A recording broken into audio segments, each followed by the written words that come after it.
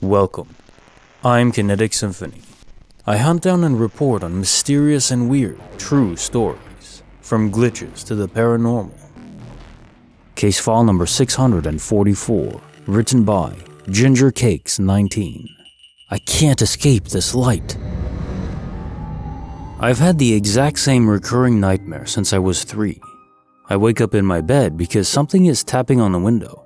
We were on the second story, above the giant hill next to the Mount Airy water towers on Coleraine Avenue, so the 2 stories were more like 3. There were no trees or branches that could be tapping on it. That side of the house had no trees. I sat up in bed and looked over. My sister was already sitting up, staring straight at the window. I remember asking her what it was. She had no idea. We sat there whispering for a little bit, terrified, because whatever this was definitely trying to get our attention. I get up and go to the window. She tries to stop me, but gets up with me instead.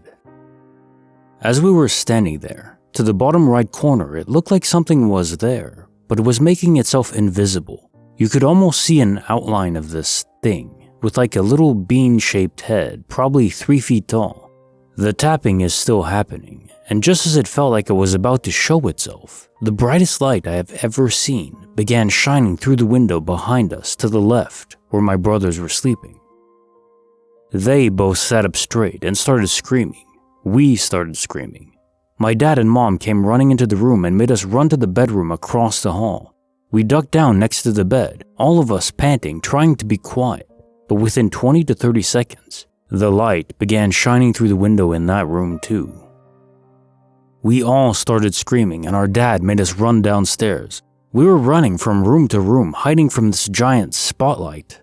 When this light hit the room, there were no shadows anywhere the light touched. That's how bright this thing was. We eventually ended up in this giant room the house had that reminded me of an old ballroom. I'm not sure if that's what it was or not, but it was bigger than the giant living room and dining room together and had a tile floor. We kept that room completely empty. It gave off bad vibes. We hid in there for maybe less than 1 minute before my dad made the decision. We were going to make a run for it. It was no longer safe in the house. It had one door that led outside, and I remember being so scared because someone had broken the window on the door before, and there was broken glass on the patio. I asked about it. They said not to worry about it, but I was like, we are barefoot in pajamas in the middle of the night. What is even happening? My dad counted down from 3, opened the door, and we all silently made a run for it down the hill. I remember how it was chilly, yet slightly warm, probably spring, summertime. I remember the cold, wet grass on my feet as I ran. I was crying because I couldn't keep up, and every time I cried, my dad would pick me up. I began crying, and he stopped me, came down to my 3-year-old level, grabbed my shoulders, and whispered sternly, "Sam, I can't carry you. You're slowing me down. You have to be quiet or they'll find us." I was about to cry again. I'm like, who the hell are they? He picked me up one last time and I looked back at the house over his shoulder. It was a crystal clear night. You could see every star. But there was this huge storm cloud above the house and only above the house in a circular shape, with the spotlight coming from it, frantically searching from window to window trying to find us. He puts me down again and we run.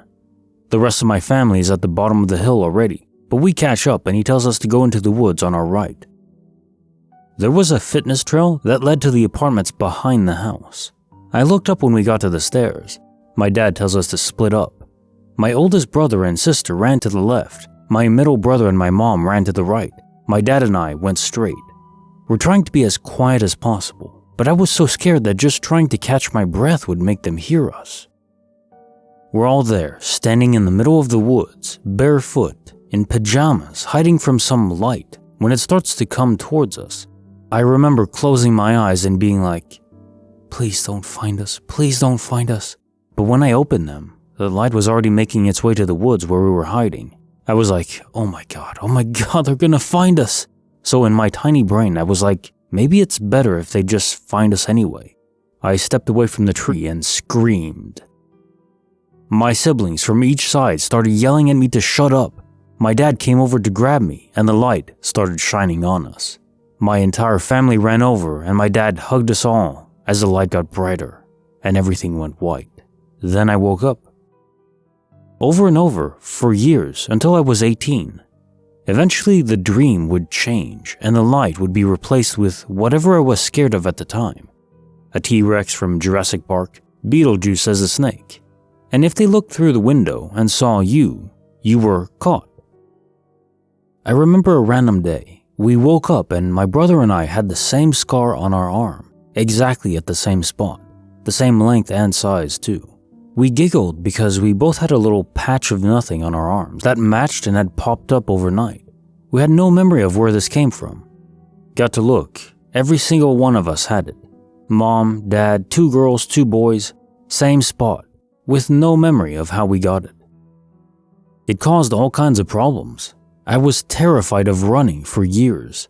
In elementary school, we would have to run laps for gym class, and every single time we had to, I would just break down and start crying because I couldn't keep up. I was terrified of my gym teacher because he would laugh at me and be like, "Well, Sam is crying again, go sit on the wall." That's where they threw people that didn't have gym shoes, so I eventually purposely began wearing the wrong shoes. I'd have panic attacks if he tried to make me run. Fast forward to about 25 years old. My dad, sister, and I are sitting at the table eating dinner at our family farm. We were talking about all the paranormal things that happened in that house. It was one of the major stops on the Underground Railroad. Everyone got murdered in the house for hiding slaves. When I brought up the dream I kept having, I started with, "I know it's just a dream, but the entire time we lived in that house, I had this recurring nightmare that I woke up in the middle of the night." My sister cut me off. "And something was tapping on the window?" I was like, "Whoa," as she continued. "Something was tapping on the window and woke us up, but it was like making itself invisible." We went back and forth, finishing each other's sentences. She mentioned Dad making us run outside in the middle of the night, and she even told me, "Chris and I went left. Mom and Nick went right, and you and Dad ran straight." We looked over at my dad and he was frozen. His face was white as a ghost. I remember if he remembered it too, and he slowly put his fork down and said, "Something like that." Every single one of us remembers it, and it made so much sense. My siblings started being really mean to me after that experience. Straight up hateful, as they said it's because all I did was cry, but it's because I got us caught. I have other memories from after that. It was weird. We woke up in this place that looked like a hospital, all white floors and walls. Whoever we were with separated us from our parents and took us to this room with glass windows. They stood outside and just watched us in silence and didn't say a word. The room was filled with other kids. They were silent. All of them had bleach blonde hair and blue eyes, but no other facial hair, like no eyebrows or eyelashes. Everything just seemed off about them. After standing there in silence, watching these kids silently play with toys, it clicked.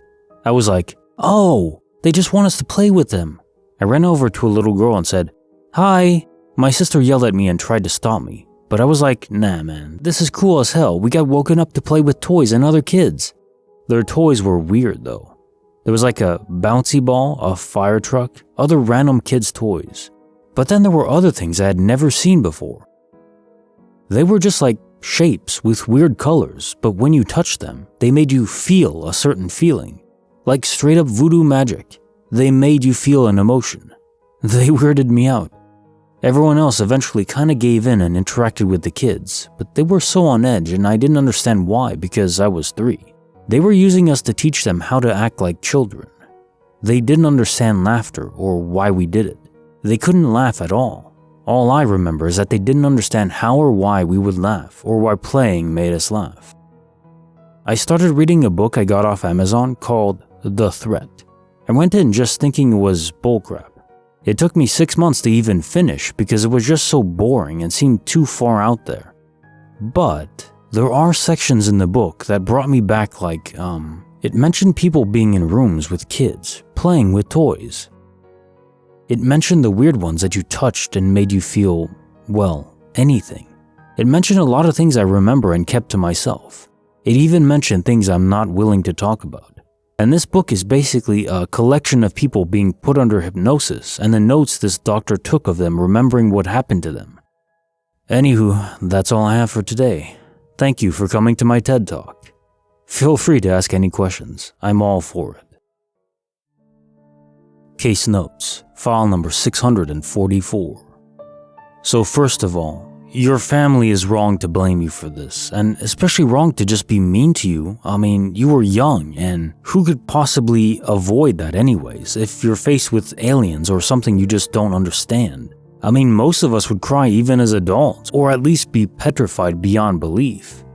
Like, I talk about aliens all the time on this channel, but in truth, if I really saw an alien, man, I would be freaked out. I wouldn't know what to do or think. Who would? And I guess it depends on the intent of the aliens, right? If they're actually friendly, and they're not trying to probe us, well, that's a different story. But my gut says at least some species of aliens are here to examine and study, and that they don't particularly care if they hurt those that they study, or just scare them out of their minds. I'm sure some people have been abducted, and the experience was so jarring that they killed themselves. There's no doubt that's happened. And I don't see those aliens going to their funeral. Not at all. Be careful out there. And who knows, maybe there are aliens among us. It seems like they were trying to study how to behave like us, at least as children. Trying to plant in their own kids, replacing ours with lookalikes, and they act the same, almost like sleeper cells. Well, that's a terrifying thought.